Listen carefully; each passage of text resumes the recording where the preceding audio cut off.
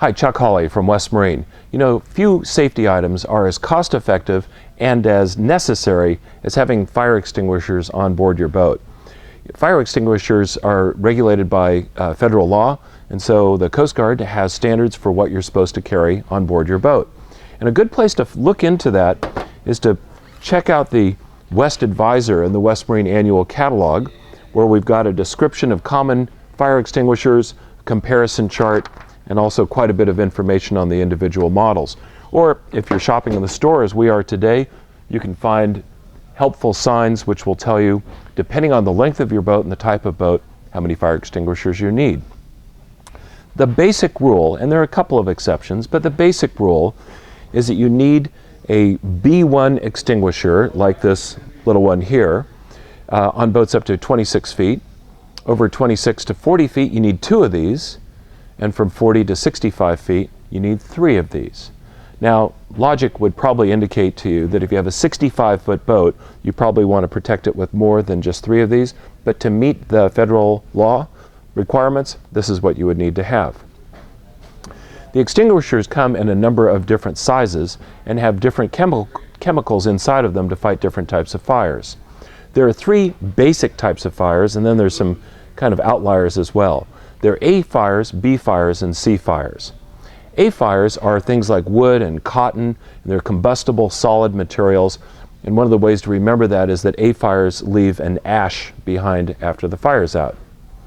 B fires are liquids like gasoline, diesel, kerosene, probably propane when it's in liquid form. And those you can remember because liquids boil, B for boil. And C fires are for electrical fires. Now, electricity doesn't really burn, but the insulation around wires, and especially the wood through which electrified wires are passing through, can burst into flames when you have a short circuit. So we think of C standing for charge, and C fires are caused by electrical short circuits. The extinguishing agent that a fire extinguisher uses determines the kind of fire that it can put out. Most fire extinguishers use something like bicarbonate of soda, you know, the normal baking soda that you use to cook with, as their main extinguishing agent. And that would be an example of this extinguisher, which is rated to put out B and C class fires. So it has 2 little icons down at the bottom, one which shows a jerry jug pouring fuel out, and the other one which shows an electrical cord, which indicate that it's for those 2 types of fires. Now, you can also get a tri-class chemical, a little bit more expensive, but it'll take care of A, B, and C class fires. And so these, you know, it looks fairly similar. When you're buying a fire extinguisher and you want one that's good for solid combustibles, you want to make sure that it's a tri-class or A, B, C fire. Incidentally, these 2 extinguishers have one has about twice as much extinguishing powder as the other. And in general, if you discharge it continuously, it'll go for about 10 to 12 seconds. Other common extinguishing agents include carbon dioxide, or CO2. We don't usually find those on recreational boats because the devices are very heavy and CO2 isn't a very effective extinguishing agent. And we also find new halon replacements. These are chemicals that chemically interrupt the fire process, and those are very common to be found mounted permanently in engine rooms. Now that's an interesting class of extinguisher.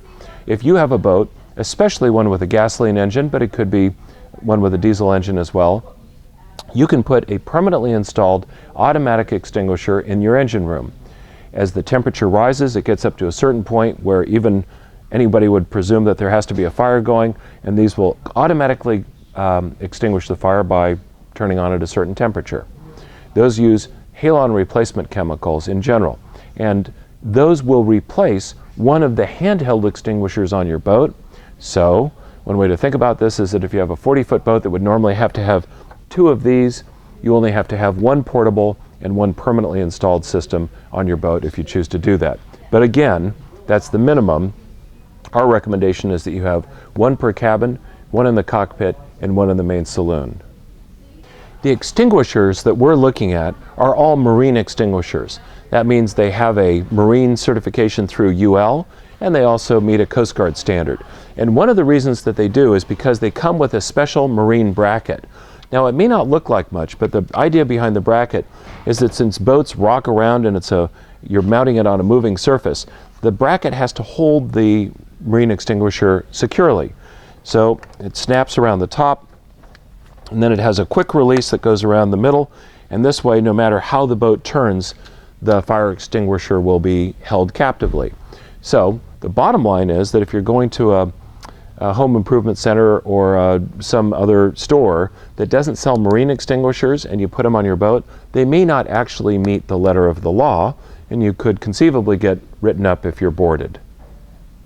One of the helpful tips on fighting fires with a portable extinguisher is to remember the acronym PASS, P-A-S-S. That stands for pull, as in pull the pin, aim, as in aim the extinguisher, squeeze, you squeeze these two handles together, and sweep across the base of the flames. And by doing that, you maximize the efficiency of the extinguishing agent that's inside, and it gives you the best chance of putting out a fire.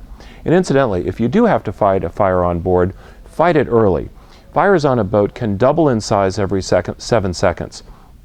So it starts out as a small electrical fire or a small engine fire, or a small galley fire can turn into something quite big. You want to grab the extinguisher and follow the PASS acronym for your best chances of putting out the fire and saving your valuable property. If you want to have more effective fire extinguishers on your boat, you might consider upgrading from the normal B1 size. Now this has to have a minimum of 2 pounds of dry chemical in it, and most of them have 2 or 2.5 or 2 3/4 pounds. But if you want to go to what's called a B2 size, it has to have 10 pounds of extinguishing agent in it. Now, if you have a B2 extinguisher, it replaces 2 of these. So once again, you can sort of trade off. Instead of having, say, 3 fire extinguishers this size on a 60-foot boat, you could have a single B1 and you could have a B2. But again, that's the minimum. We'd like to see a 60-foot boat have a heck of a lot more than 2 fire extinguishers. But to meet the letter of the law, a single B2 and B1 extinguisher would pass your Coast Guard inspection.